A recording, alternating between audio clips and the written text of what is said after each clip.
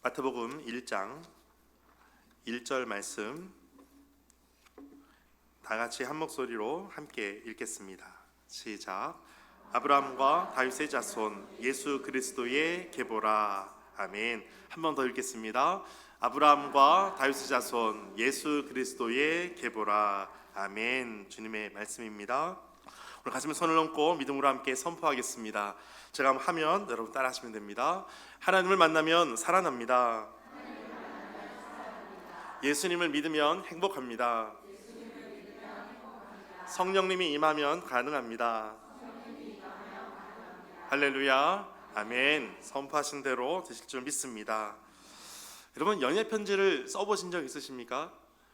연애 편지 하니까 여러분 머릿속에 순간 첫사랑이 또 떠올려지신 분이 계실 수도 있겠는데, 연애 편지를 쓸 때 하나하나 문구를 작성하면서 이 글을 볼 때 사랑하는 누군가가 이 글을 볼 때 어떤 생각을 할까, 어떤 마음이 들까, 수많은 생각들을 하면서 아마 한 글씨 한 글씨를 적을 것입니다. 그리고 그것을 다시 또 지웠다가 다시 또 쓰기를 여러 번 반복하고 그렇게 했을 것입니다. 그럴 때 편지를 쓰는 그 마음도 있고, 또 하나는 편지를 받는 마음도 있을 겁니다. 여러분이 만약 누군가에게 연애 편지를 받았다면, 저도 많이 받아봤거든요. 많이 받으면 어떤 마음으로 그것을 읽을까, 한 번 읽고 또 한 번 읽고 또 넣었다가 다시 꺼내서 또 한 번 읽고. 여러분은 안 그러십니까? 그렇게 하셨죠? 권사님 그렇게 하셨죠? 그렇게 연애 편지를 읽고 또 읽고 또 읽고 해석을 하고 또 분석을 하고, 무슨 마음일까? 이것이 나를 사랑한다는 것인지 좋아한다는 것인지 헤어지자는 것인지, 그것을 잘 묵상합니다. 여러 번 묵상합니다. 그런데 여러분, 만약에 복음서를 쓰는 이 기자가 마태, 마가, 누가, 요한이 복음서를 쓸 때 복음서의 첫 시작을 어떻게 쓰면 좋을까, 그 고민을 어떻게 했을까, 이 고민 한번 해보셨습니까? 마태가 마태복음을 처음 쓸 때 무엇을 가장 먼저 기록하면 좋을까, 얼마나 고민했겠습니까? 세리였던 마태가 그 하나하나를 기록할 때 가장 첫 문장을 뭐라고 적으면 좋을까, 얼마나 고민했겠습니까? 마태뿐만 아니라 마가도 그랬었겠죠. 누가도 그랬을 거예요. 요한도 그랬을 거예요. 복음서를 기록한 첫 시작을, 첫 단어를 무엇으로 시작하면 좋을까, 얼마나 고민했겠습니까? 또 얼마나 그것이 중요했겠습니까? 그래서 제가 한번 찾아봤어요. 마태, 마가, 누가, 요한복음의 첫 시작 1장 1절을 뭐로 시작하고 있나, 그것을 자세히 보니까 마가복음 1장 1절에서는 하나님의 아들 예수 그리스도의 복음의 시작이라, 이것으로 시작합니다. 그러니까 마가는 거기에 예수님의 어떤 족보를 처음에 등장시키지 않아요. 마가는 행동하는 예수님을 말씀하고 있는 거예요. 복음의 시작을 말씀하고 있는 예수님을 말씀하고 있는 거예요. 그래서 고난받는 메시아에 초점을 두고 행동하는 종, 마치 소처럼 열심히 일을 하고 있는 그러한 예수님의 모습을 소개하려고 합니다. 그래서 족보가 없고 로마인에게는 그 족보 혈통보다는 어떤 권위나 능력이 더 중요했기 때문에 예수님의 사역에 대해서 더 초점을 맞춰서 시작을 합니다. 누가복음을 보니까 의사였던 누가는 기록할 때 예수님의 그 구원은 어느 한 개인뿐만 아니라 온 인류를 다 포함하고 있는 구원임을 더 강조하고 싶어 하고 있는 거예요. 그래서 누가는 예수님의 족보를 아담에서부터 족보를 거꾸로 올라갑니다. 예수님의 족보에서부터 아담까지 족보를 거슬러 올라갑니다. 그러니까 모든 인류에게 구원을 주시는 그분이 바로 예수님이십니다라는 것을 강조하기 시작합니다. 그래서 누가는 그렇게 시작을 합니다. 요한복음에서는 요한복음 1장 1절에 태초에 말씀이 계시니라, 첫 시작을 태초에라는 것으로 시작하고 있어요. 가장 처음부터 있었던 그 말씀이 있었는데, 이 말씀이 하나님과 함께 있었고 이 말씀이 곧 하나님이십니다. 그분이 바로 하나님이십니다. 태초부터 계셨던 영원하신 하나님을 소개하는 데에 초점을 두고 있습니다. 그래서 가장 1장 1절에 이렇게 시작을 하고 있는 거예요. 그러니까 한마디로 요약하면 마가는 즉각적인 메시아, 그러니까 바로바로 일을 하시고 우리에게 말씀하시고 일하시는 종으로서의 예수님, 누가는 모든 인류의 구원자로서의 예수님을 소개하고, 요한은 태초부터 계신 하나님이신 예수님을 소개하고 있습니다.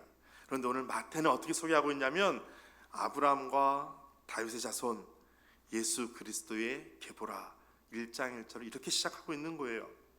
성경에서 구약에서부터 이야기했던 그 메시아가 바로 예수님입니다. 이것을 마태복음에서는 중점을 두고 있는 거예요. 그래서 마태는 이렇게 말하고 있는 거예요. 예수님이 성경의 중심입니다. 이것을 주제로 하고 있는 거예요. 여러분의 인생 가운데 누가 주제가 되십니까? 여러분 인생 가운데 내가 주제가 되십니까? 아니면 나를 인도하시는 주님께서 주어가 되십니까? 우리 모든 하는 대화를 보면 우리는 잘할 수 있습니다. 대화를 보면 내가 자주 말하는 것, 그것이 나의 영성이라고 보시면 돼요. 내가 예수님 이야기를 많이 하고 있다, 그러면 예수님에 대한 영성으로 가득 차 있는 거예요. 내가 어느 곳, 어느 마트의 콩나물 가격이 중요해서 거기에 대해서만 얘기하고 있다, 그러면 나의 영성은 거기 가 있는 거예요. 내가 옷을 사는데 이 명품 옷에 관심이 많아서 늘 하는 것이 이 명품이 얼만데 이것만 얘기하고 있다면 나의 영성은 지금 그곳에 가 있는 거예요. 근데 마태는 지금 예수님께서 이 성경 전체의 주제가 되십니다. 예수님께서 내 인생의 가장 중심이 되십니다. 이것을 말씀하고 있는 거예요. 저는 여러분 모든 인생의 주체자가, 주어가 예수님이 되시기를 축복합니다. 여러분, 신구약을 관통하는 예수님 메시아는 우리가 모든 성경에서 찾아볼 수가 있습니다. 창세기에 약속해 주셨던 분이 있었어요. 창세기 3장 16절에 보니까 원시복음으로, 최초의 복음으로 우리에게 말씀해 주시는 분이 있어요. 그분이 바로 예수님이었어요. 아브라함과의 언약을 맺으십니다. 그 언약을 맺으시는 그 모든 초점은 예수님께로 향하여 있는 거예요. 다윗과 왕권을 세웁니다. 너의 왕위가 영원할 것이다. 그런데 그 왕위의 영원함은 예수님으로 맞춰지고 있는 거예요. 율법과 선지자의 완성이 되시는 분이 있어요. 그분이 바로 예수님이라는 거예요. 족보의 끝이 있어요. 족보가 계속해서 내려오고 있습니다. 끝에는 바로 예수님이 있는 거예요. 역사의 목적이 있어요. 온 인류의 마지막 종말의 끝에는 누가 계시냐면 예수님이 계신다는 거예요. 그것이 바로 마태가 예수님을 소개하고자 했던 아브라함과 다윗의 자손 예수 그리스도의 계보를 말하고 있는 것입니다. 그래서 마태는 그렇게 시작하는 거예요. 모든 시작은 예수님이십니다. 예수 그리스도가 모든 것의 시작이 됩니다. 이것을 말씀하고 있어요. 그러니까 마태복음 1장 1절은 마태의 모든 신학적인 부분에 가장 중심이 되기도 하고, 동시에 모든 구약 39권에 요약하는 첫 번째 문장이 되기도 합니다. 그래서 보니까 왜 마태복음이 가장 복음서에서 첫 번째 놓여졌을까? 학자들이 표현할 때에는 마가복음을 가장 먼저 보통 기록되었다고 봅니다. 그래서 마가 우선서를 얘기합니다. 그런데 마태복음이 먼저 시작이 되는 거예요. 그 이유가 무엇일까? 한마디로 말씀드리면 예수님께서 이 모든 성경의 중심이십니다. 이것을 말씀하고 있기 때문에 그렇습니다. 그래서 헬라어로 이렇게 기록되어 있는 것이 있는데요. 비블리오스, 게네세오스, 예수 크리스토라는 단어가 있어요. 그러니까 예수 그리스도의 기록, 기원에 대한 책, 이런 뜻이에요. 그러니까 성경에 대한 모든 것은 예수님에 대한 시작을 어떻게 지금 말씀하고 있는가, 이것을 지금 소개하고 있다는 거예요. 그래서 우리 게네세오스라고 하는 그 기원, 이 기원에 대한 단어가 언제 또 쓰였나 보니까 우리가 잘 알고 있는 창세기 2장 4절에 보니까 이것이 천지가 창조될 때에 하늘과 땅의 내력이니, 내력이라고 하는 단어가 게네세오스예요. 여호와 하나님이 땅과 하늘을 만드시던 그날 그 모든 내력이 바로 그 기원, 이렇게 말씀하고 있어요. 창세기 5장 1절에 보니까 족보가 나오는데 이것은 아담의 계보를 적은 책이니라. 아담의 계보, 족보가 등장하는 거예요. 같은 단어를 사용하는 것입니다. 마태는 그러니까 의도적으로 마태복음 1장 1절을 소개하는 것은 이제 새로운 창조가 시작될 거야. 지금까지 우리가 말씀하고 있었던 그 메시아가 오심으로 인해서 새로운 창세기가 이제 시작이 되는 거야. 이것을 말씀하고 있는 거예요. 하나님께서 약속하신 구약 역사의 새 출발이 누구라고요? 예수 그리스도라는 것을 강조하는 거예요. 마태복음은 예수님의 사역으로 시작하지 않아요. 예수님의 뿌리로 시작하고 있습니다. 왜냐하면 마태복음은 특별히 유대인들을 위해서 썼거든요. 유대인들은 누가 중요하냐면 족보가 중요해요. 혈통이 중요해요. 그런데 그 혈통 중에 쭉 내려가다 보니까 예수님이 있는 거예요. 그 위를 보다 보니까 다윗이 있고요, 아브라함이 있는 거예요. 그래서 뿌리를 봤을 때에도 예수님이 우리 유대인들에게 중요했던 것처럼 유대인들에게 이 메시아는 반드시 그 역사 속에 이 언약의 계보 안에 있어야 되는데 그 예수님이 바로 그분이라는 것을 말씀하고 있는 거예요. 그래서 마태복음 1장 1절은 그 시작이 단순한 족보를 말하는 것이 아니라 그 족보 이상으로 복음의 선언을 말하는 것입니다. 그래서 아브라함과 다윗을 말씀하고 있는 거예요. 그러면 우리가 알고 있을 때 아브라함, 여러분 들어보신 적 있으십니까? 아브라함 알고 계십니까? 오늘 예배 시간이 너무 진지한 것 같아요. 잘 따라오고 계시죠? 여러분 아브라함 알고 계시죠? 아브라함이 어떤 사람이었습니까? 아브라함은 믿음의 조상으로 우리가 잘 알고 있는 인물입니다. 갈대아 우르에서 하나님께서 가라고 하는 곳으로 떠났던 사람입니다. 그래서 우상 숭배의 땅에서 하란으로 갔다가 거기서 다시 세겜 지역으로 이스라엘 지역으로 왔던 사람입니다. 그래서 그가 강을 건너서 온 사람이었기 때문에 우리가 알고 있는 히브리인이다 이렇게 부르고 있습니다. 히브리라고 하는 그 단어가 히브리어로 이브리라는 단어입니다. 그 뜻이 강을 건넌 자 이런 뜻을 가지고 있습니다. 그래서 창세기 14장 13절에서도 이렇게 말하는 것을 볼 수가 있어요. 도망한 자가 와서 히브리 사람 아브라함에게 알리니, 히브리 사람, 강을 건너서 온 사람 아브라함에 대해서 처음 히브리인이다 라고 말하는 것이 처음 14장에 소개가 됩니다. 아직 믿음도 검증되지 않았고 행위도 검증되지 않았습니다. 하나님은 단 하나만 말씀하셨습니다. 내가 너로 큰 민족을 이루겠다. 너는 복의 근원이 될 것이다. 너를 복되게 하는 자에게 내가 복을 내릴 것이고 너를 저주하는 자에게 내가 저주할 것이다. 그 말씀만 있었어요. 아직 아브라함의 믿음은 검증되지도 않았어요. 그런데 그가 건너온 자로서 히브리인이라고 말씀하고 있는 거예요. 또 창세기 22장에서는 중요한 사건이 있었습니다. 그의 아들 이삭을 하나님께 바치라 라고 하는 말씀이 있었어요. 그래서 아브라함은 아들을 바치는 그 순간 하나님은 이미 어린 양을 준비해 놓고 계셨습니다. 그리고 그 어린 양으로 하나님께 제사 드리는 일들을 하게 하였습니다. 그래서 어떤 학자는 이렇게 말합니다. 아브라함은 아들을 드리려고 했습니다. 그러나 하나님은 실제로 아들을 드렸습니다. 이 사건은 나중에 장차 예수님께서 십자가에서 달려 죽으실 것을 예표하는 것이었습니다. 예수님은 갑자기 등장한 어떤 종교 지도자가 아닙니다.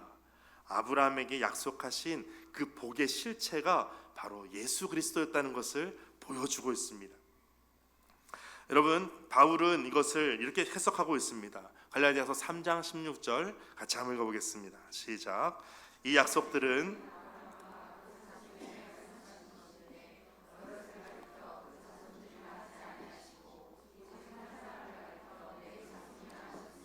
곧 그리스도라. 아멘.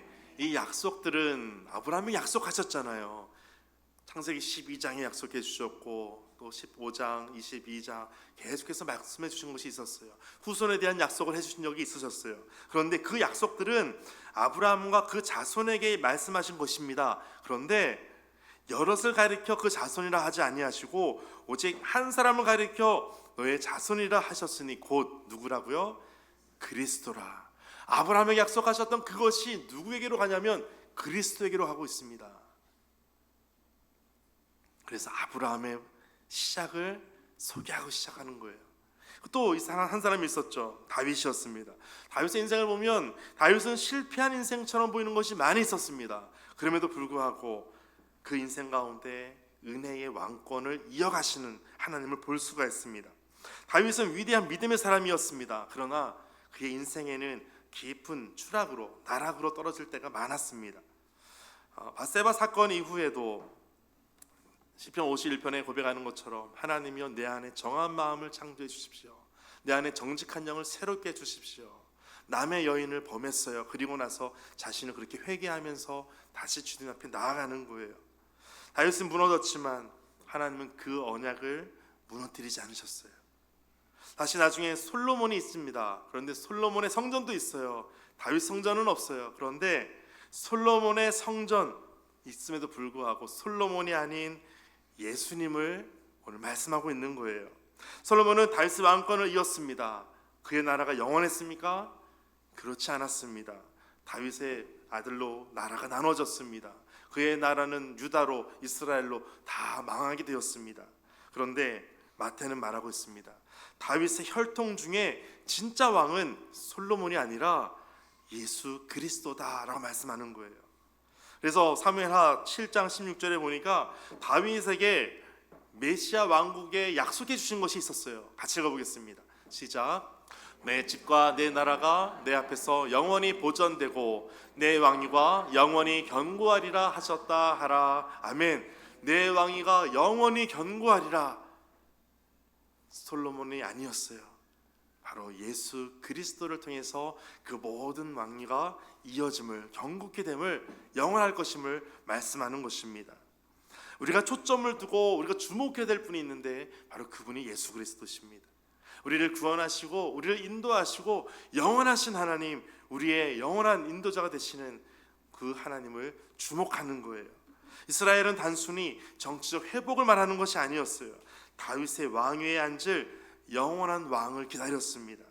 바로 그 예수님이 다윗의 후손이다, 이것을 말씀하는 거예요. 다윗을 계승한 왕이 바로 솔로몬이 아니라 바로 예수 그리스도라는 것을 마태복음 1장 1절에 소개하는 것입니다. 그래서 중요한 강조점은 우리가 위대한 아브라함도 아니고 위대한 다윗도 아니고 아브라함과 다윗의 자손 바로 예수 그리스도다, 이것을 강조하는 것입니다. 내일부터 우리는 큐티 본문이 마태복음으로 시작이 될 거예요. 오늘 이제 본문 말씀을 가장 처음 보시게 될 겁니다. 그러면 이제 마태복음을 묵상할 때 우리가 초점을 두고 있는 것이 있어야 돼요. 그것이 무엇이냐면 아브라함과 다윗의 자손 예수 그리스도를 주목해서 보는 거예요. 우리 인생 가운데 중요한 목표가 있다면 날마다 예수님을 목표로 예수님을 주목해서 사는 거예요. 그 인생이 되시기를 축복합니다. 마태복음 1장 1절은 문법적으로의 중심을 보니까 바로 예수 그리스도예요. 아브라함도 다윗도 주어가 아니에요. 수식어입니다. 아브라함은 목적지가 아닙니다. 다윗도 목적지가 아니에요. 그 길을 지나가는 거예요. 결국은 예수 그리스도라는 것입니다. 여러분, 예수님을 주목하는 인생 되시기를 축복합니다. 또 예수님께서 주목하시는 인생 되시기를 축복합니다. 오늘 본문은 우리에게 말씀하고 있습니다. 아브라함의 언약도 다윗의 왕권도 예수 그리스도를 향하여 흐르고 있었다라는 거예요. 여러분, 그러면 아브라함도 나오고 다윗도 나왔는데 이스라엘에게 있어서 가장 중요한 인물 또 누가 있겠습니까? 모세가 있지 않겠습니까? 그런데 여기에서는 왜 모세도 있었는데 아브라함과 다윗의 자손 예수 그리스도의 계보라, 왜 이렇게 말씀하지 않았을까요? 모세는 왜 빼놓았을까요? 여러분, 모세도 굉장히 위대한 인물 아닙니까? 이스라엘 백성이 출애굽하면서 이스라엘 백성이 생기는 그 모든 중요한 과정 중에 모세를 빼놓을 수가 없을 것입니다. 율법의 대표라고 보면 바로 모세를 꼽을 수밖에 없을 거예요. 그런데 왜 빼놓았을까? 모세는 언약의 전달자가 되지만 언약의 완성자가 되지 않습니다. 모세는 율법을 받은 자입니다. 그러나 약속의 땅에 들어가지 못했습니다. 히브리서의 관점에서 보면 그것을 좀 더 자세하게 알 수가 있습니다. 히브리서 3장 5절 6절 말씀입니다. 먼저 모세를 먼저 보시면, 또한 모세는 장래에 말할 것을 증언하기 위하여 하나님의 온 집에서 무엇으로서요? 종으로서 신실하였고. 그런데 뒤에 예수님은 다르게 표현됩니다. 6절 같이 읽겠습니다. 시작. 그리스도는 하나님의 집을 맡은 아들로서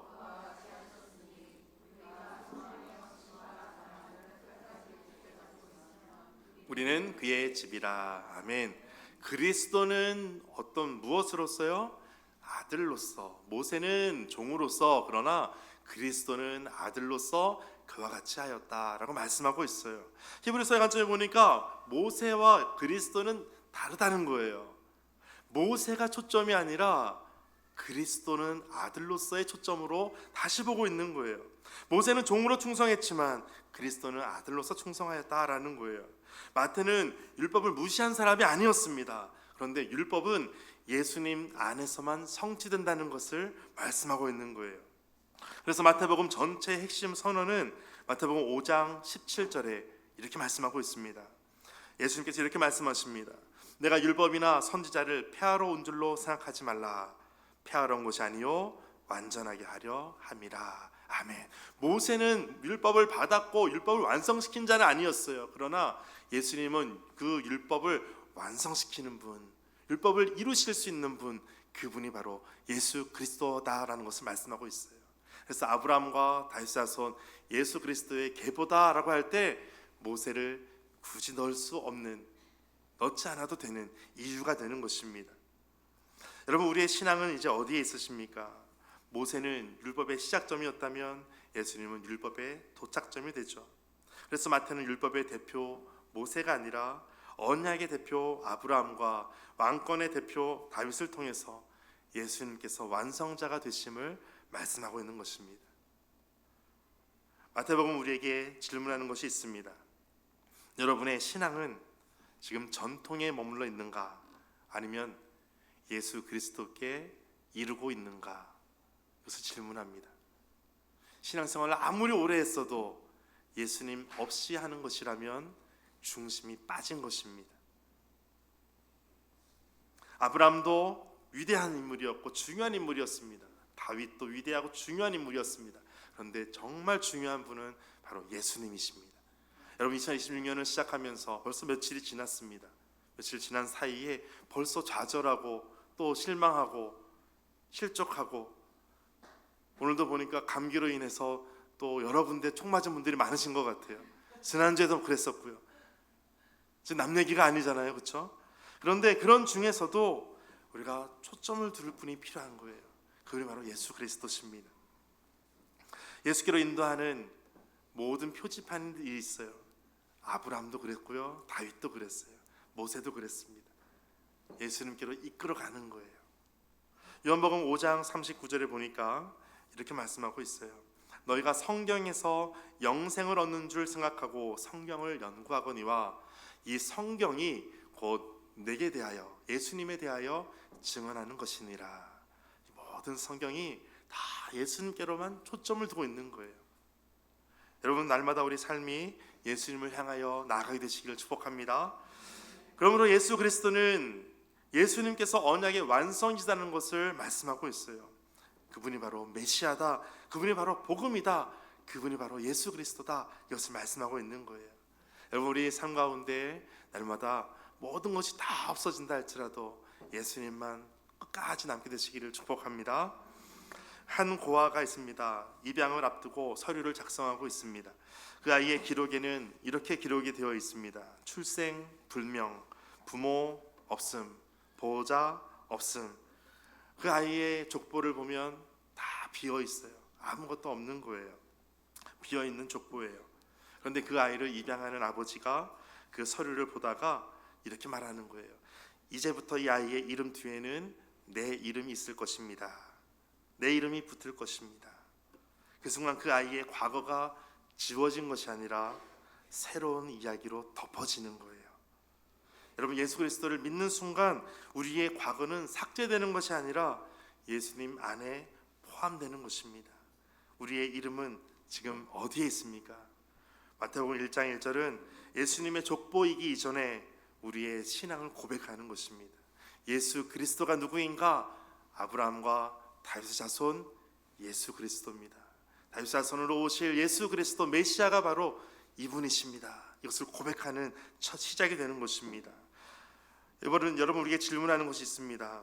나의 인생의 족보는 어디에서 끝날 것인가? 실패해서 끝날 것인가? 죄책감에서 끝날 것인가?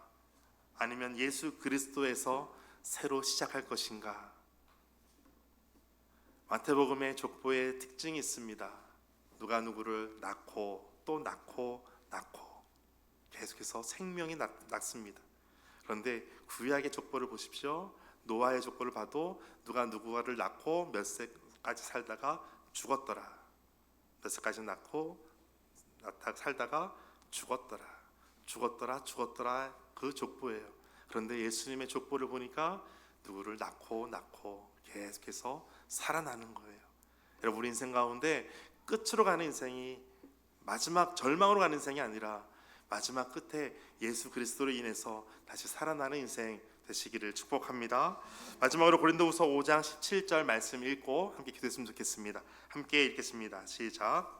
그러므로 누구든지 그리스도 안에 있으면 새로운 피조물이라 이전 것은 지나갔으니 보라 새 것이 되었도다. 아멘. 보라 새 것이 되었도다. 여러분, 한 해가 지금 11일이 지나면서 이제 하나님께서 새롭게 또 그 사이에 우리는 순간순간 절망할 때가 많습니다.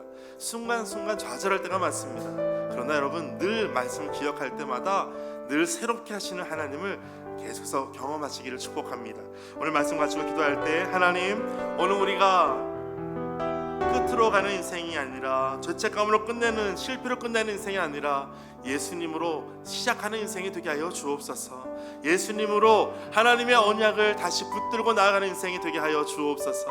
내가 연약하고 부족한 가운데서도 하나님을 여전히 붙들고 하나님께서 여전히 나를 붙드시는 그 사랑을 오늘도 고백하며 나아가게 하여 주옵소서. 함께 말씀을 기억하면서 기도하겠습니다.